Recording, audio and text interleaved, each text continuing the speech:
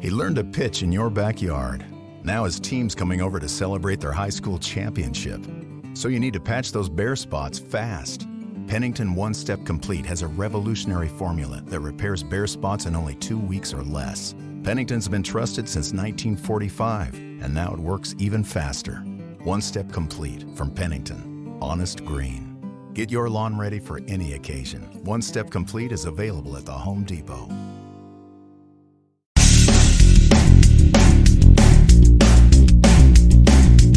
This is No BS Job Search Advice Radio, episode 1779.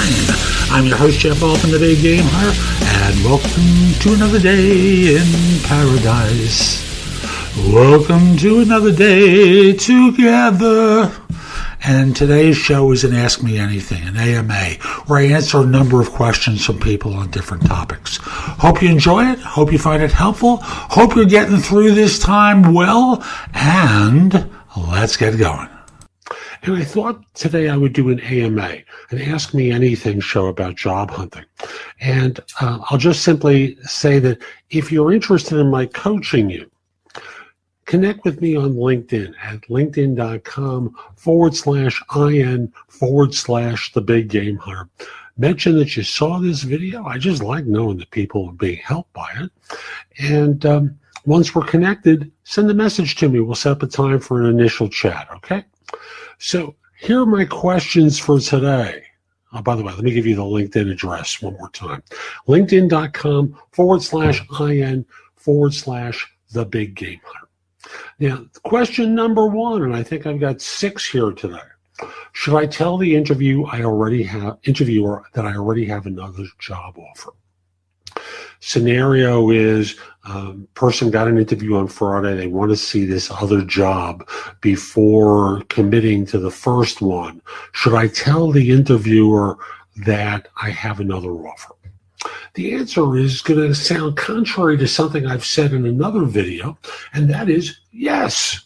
Now, in the other video, it was being used as a gambit in order to trick a firm into making an offer.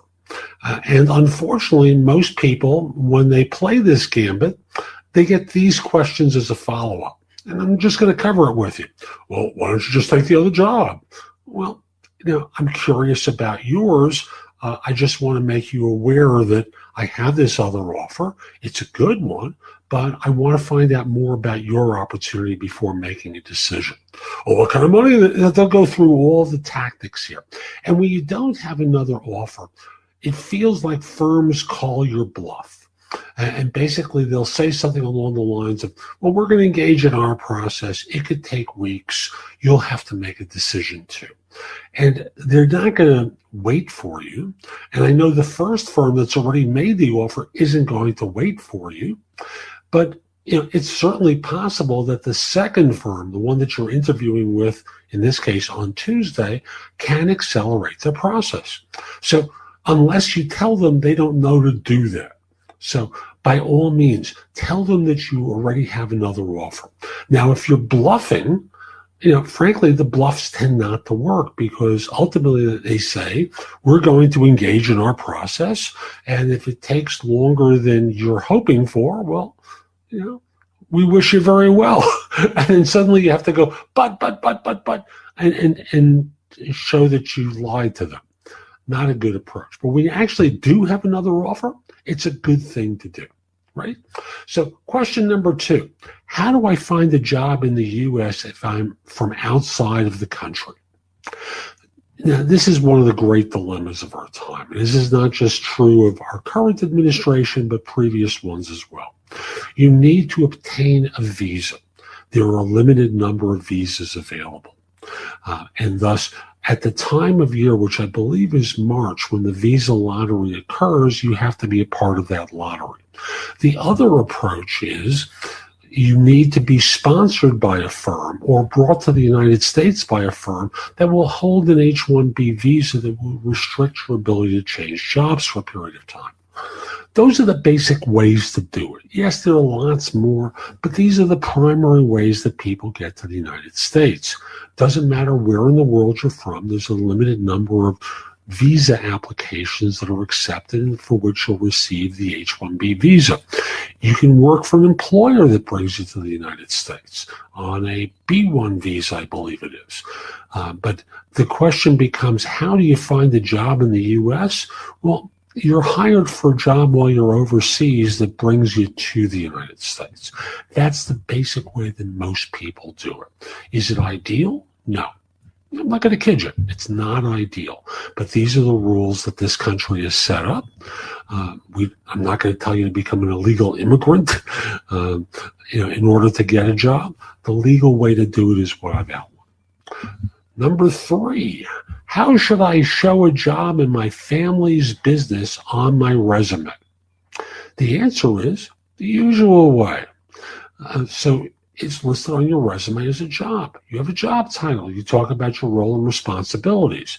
Now, let's say, let's use me as an example. Let's say, it's Jeff Altman. I'm applying for a job, and I'm going to now list the Altman organization as my employer.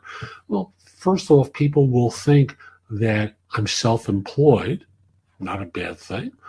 Or at the time of the interview, you can correct their impression when they talk with you about, what's this Altman organization thing that you've been working for? Oh, it's my father's business, my mother's business, my nephew's, my uncle's business I've been associated with. And I just want to be clear, I've been a real employee there. And what I've done is, you talk about your role, responsibilities, accomplishments. If you use technology, the technology that you've used, how much money you helped the firm make or save. You treat it like any other job on your resume, and present it accurately, effectively, positively, and not defensively. As soon as you sound defensive, their response mentally is to go, I smell bullshit. So you don't want to do that. You want to treat it like any other employer. Number 4, what are some of the best career objectives written in a resume? The answer is none. Career objectives locks you into an alternative. It is a one-size-fits-all solution that's going to be on top of your resume, as though every organization is going to be pleased by you writing, I want to work with a progressive firm where I can grow to my greatest potential. Who cares? That says nothing. It says nothing about you, nothing about your interests. At best, you put it into your cover letter. And at worst, frankly, I don't believe in career objectives. I think they will turn off more employers than turn on. It's an excuse to screen you out, because using that one trite example I gave earlier, some firms are going to read that and go, oh God, not another one. And they're just going to reject you. Why would you put something in there that's not going to get you hired, but can cause you to be rejected? Career objectives on a resume don't work. I don't care how junior you are and how much space that you need to fill in your resume. Better to add another 2 lines of information about work that you've done previously than to put an objective on the resume.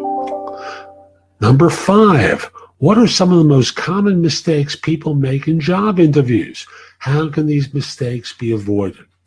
Now, the most common mistake that people make, the one I see them make time and time again, is not being prepared for the interview and walking in ready to wing it when they answer interview questions.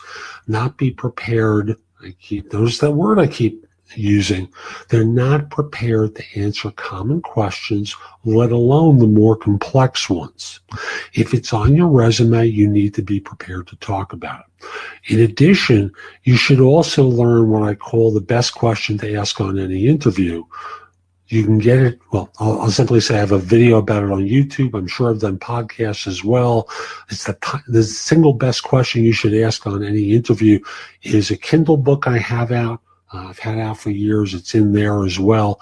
I'll just simply say, to answer this question, lack of preparedness is always the biggest mistake job hunters make on interviews. Last question, number 6. Is it bad to quit your job when you have nothing else lined up already? You know, the only rules in job hunting is that there are no rules except those that work for you. Now, if you're being abused, by all means, if you're being harassed, by all means, you get the hell out of there as fast as you can. Hey, Rebecca, you get out of there as fast as you can. Do not pass go. Do not collect $200. You get out of there fast. When asked on interviews about why you left without another job, you can simply say, this was an untenable situation where I was being harassed by a manager. And rather than stay and put up with such behavior, I left. I don't care if you're male or female, you get the hell out of there. Now, beyond that, you have choices to make. If you can afford to leave and know full well that there's going to be a consequence when there's a negotiation, by all means, go ahead. Take the summer off. Go to the beach, travel, what have you. But there can be a consequence when you get to the actual job hunting side and start negotiating for your final salary, because firms will think you might act immaturely with them. Again, these are your choices. Who cares what they think? As long as you're prepared to accept the consequences of the decision, by all means, get the hell out. You don't have to put up with other people's crap because of this bullshit system that says, you shouldn't leave a job without something else. It's your life. You only have one life to go through. Know full well what your consequences are. If you don't have money in the bank, don't do it. Because it's going to be a painful proposition. But I'll simply say you can leave. You can stay. It's your choice, not theirs. So that's today's show. I hope you found it helpful. And if you did, here are a few more ways to get information and advice from me. First of all, there's my website, which is thebiggamehunter.us. I have more than 8,000 blog posts there that you can watch, listen to, or read that will help you find your next job. In addition, if you're interested in my coaching you, at the site there's a button there that says schedule. Schedule time for a free discovery call, schedule yourself in for coaching, interview preparation coaching, salary negotiation advice, coaching related to hiring more effectively, managing and leading, helping you to be a better executive in your organization, and overall being a better employee of your firm. If you have questions for me, you can ask them at Wizio.com/The Big Game Hunter. That's WISIO.com/The Big Game Hunter. The price at Wizio is less than 1/3 of what I'm charging my website. And I'm doing this because I want to benefit my subscribers here and on YouTube, and only you're going to know about it. You can also connect with me on LinkedIn at LinkedIn.com/IN/The Big Game Hunter. Mention that you watched or listened to my content. I like knowing I'm helping folks. Once we're connected, it's nice to hear from you. I'd love to hear from you from time to time about how I'm helping. You can also watch me on TV. Did you know that? If you have a Fire TV or a Fire Stick, download the Job Search TV app for Apple TV, Roku, Sony, Samsung, like 90 different TV platforms. You can watch me on either Zingo TV or BingeNetworks.tv. On YouTube, subscribe at JobSearchTV.com and have access to thousands of videos I've created. I'll be back tomorrow with more, and in the meantime, I hope you have a great day. Be great!